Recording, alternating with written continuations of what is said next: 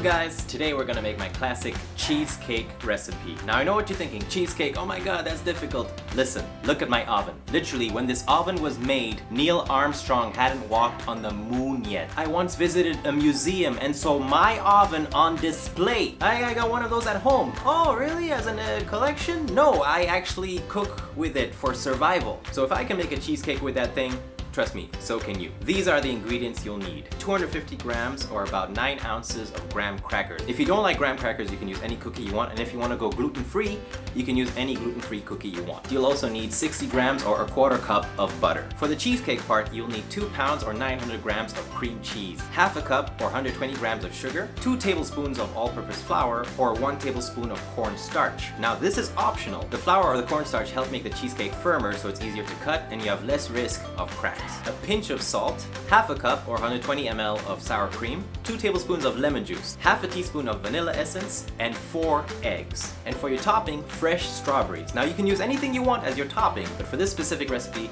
I like using strawberries. Now for your tools, you'll need a circular baking pan, or as they call it, a spring form pan, aluminum foil, a measuring cup, 1 large mixing bowl and 1 medium-sized mixing bowl, a roasting pan that's at least 1 inch deep. This is so that we can give your cheesecake a water bath as it's baking.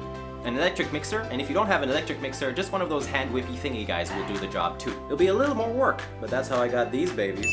Ready? Here we go. Put your oven on to 350 degrees Fahrenheit or 160 degrees Celsius. Now remove the cream cheese from their boxes so they have time to warm up and soften a little. Next, butter the inside of your baking pan. Now take your aluminum foil and cut out 2 rectangular pieces. Place your baking mold in the middle and wrap the aluminum foil around your baking pan. This foil will prevent water from the water bath entering your baking pan while it's baking in the oven. Make sure there's no cracks that water can seep in through. Now we're gonna work on the crust. Put your graham crackers or other cookies you're using as a base in the bowl. Now we're gonna crush them. If you have a food processor, this will be easier. If not, just use your hands to break it as much as possible into small pieces. What I like to do is put it in a sturdy plastic bag and crush it in the bowl using the bag. Just do what you need to do to break the cookies into the smallest pieces possible, by any means necessary. Now it's time to melt the butter. If you can do that using a microwave, great! If not, melt the butter on your stove on a medium fire. Keep stirring it so it doesn't burn and turn brown.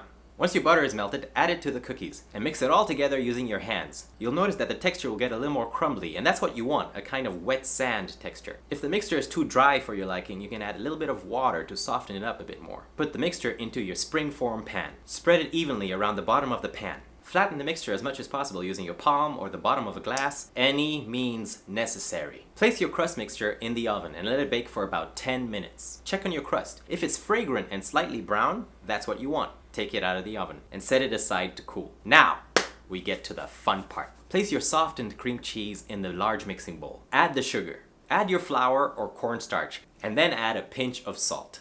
Mix it well until it comes together like a thick, creamy frosting. Don't worry if you see some chunks of cream cheese in there. It's gonna melt eventually. Go ahead, you can taste. Scrape down the sides of the bowl. Now add your sour cream. Add your lemon juice. This is optional, but I like to add a little bit of lemon zest just to get a bit of that lemon flavor in there. Then add your vanilla essence. Mix all the ingredients together until they're well incorporated. Scrape down the sides of the bowl. Yes, go ahead.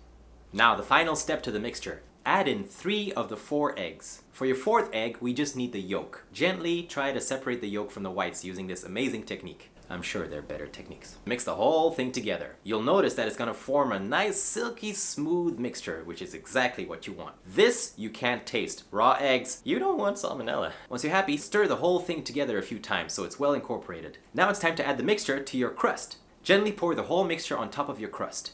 Then smoothen out the top so you have a smooth surface on the top of your cheesecake, by any means necessary. Now here's an important step. We're gonna set up your cheesecake's hot water bath. Gently place your cheesecake in the middle of your roasting pan. Have some warm water on standby. Gently place the whole tray into the oven and pour the warm water into the roasting pan. You want about 1 inch of water, just low enough so it touches the bottom rim of the aluminum foil around the cheesecake. Why a hot water bath? Cheesecakes need some pampering. Also, it helps keep the moisture in the oven so your cheesecake doesn't crack. Let it bake for about 50 to 60 minutes. You have time, so in the meantime, do the dishes.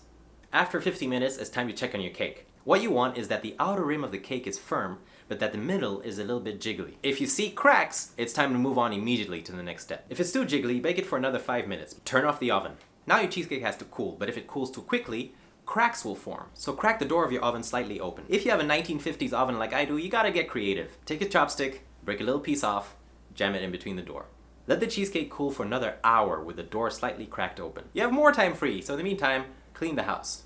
After about an hour, it's time to remove your cheesecake from the oven. Hopefully you don't have any cracks. If you do, don't worry, you'll be able to cover them up with the topping. Remove the aluminum foil from your baking pan. Then run a smooth knife around the edges of your baking pan to make sure your cheesecake doesn't stick to the pan while it's cooling down, and let the cheesecake cool down completely. Once your cheesecake is completely cool, put it in the fridge and let it chill for at least 4 hours before serving. Or better yet, it always tastes better the next day. Once it's time for service, remove your cheesecake from the fridge. Gently remove the springform pan around the cheesecake. Now you can choose to leave your cheesecake on the bottom of the baking pan, or if you're brave, you can demold it. Gently run a smooth knife around the bottom of the baking pan. Make sure you gently go around the crust until it separates itself from the baking pan. Lift it very carefully and place it on your dessert plate.